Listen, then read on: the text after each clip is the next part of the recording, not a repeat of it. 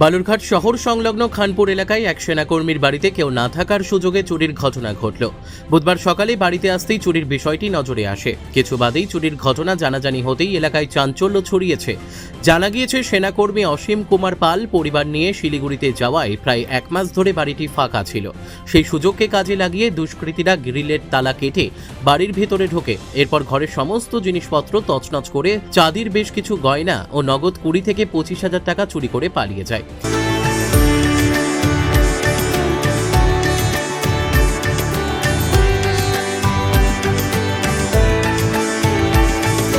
বাড়িতে ফিরে পরিবারের সদস্যরা সবকিছু লণ্ডভণ্ড অবস্থায় দেখতে পান।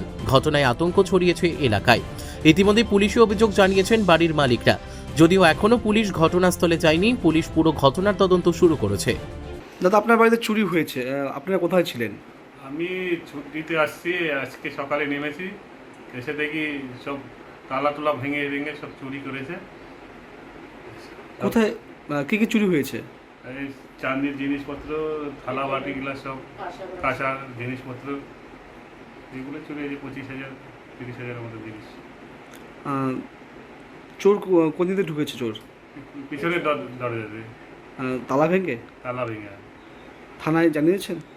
থানায় সকালে ফোন করেছিলাম, ফোন কেটে দিয়েছে, বলে জিডি করতে লাগবে। আবার 9টার দিকে আমি গিয়েছিলাম, 9টার দিকে যেতে বলেছে।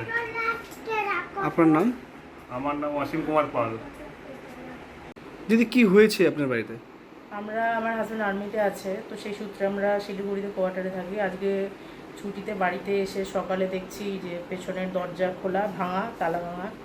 তারপরে ঢুকে দেখি প্রত্যেকটা ঘরের তালা ভাঙা, আলমারি তালা ভাঙা।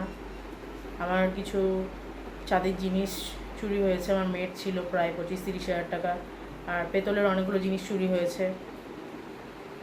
টাকা পয়সা চুরি হয়েছে কিছু? না, টাকা পয়সা কিছু তেমন ছিল না। কিভাবে চোর ঢুকলো, কি মনে করছেন? পেছনের দরজা ভেঙে ঢুকেছে। আপনারা কবে থেকে বাড়ি ছিলেন না? আমি মাসখানেক হলো বাড়িতে ছিলাম না, মাসখানেক হয়েছে যাওয়া আমার। থানায় জানিয়েছেন? থানায় সকালবেলা 6:40-এ ফোন করেছি, জিডি করতে যেতে বলে। জিডি করতে গেছিলাম, ঘুরিয়ে দিয়েছে, বলেছে 9টার পরে আসতে। এখনও থানা থেকে কোনো রেসপন্স আমি পাইনি, কেউ আসেনি থানা থেকে। কি না আপনার? মৌমিতা পাল। মমিতা পাল। পাল। বালুরঘাট থেকে মান্টি সিং এর রিপোর্ট, কুলিক নিউজ।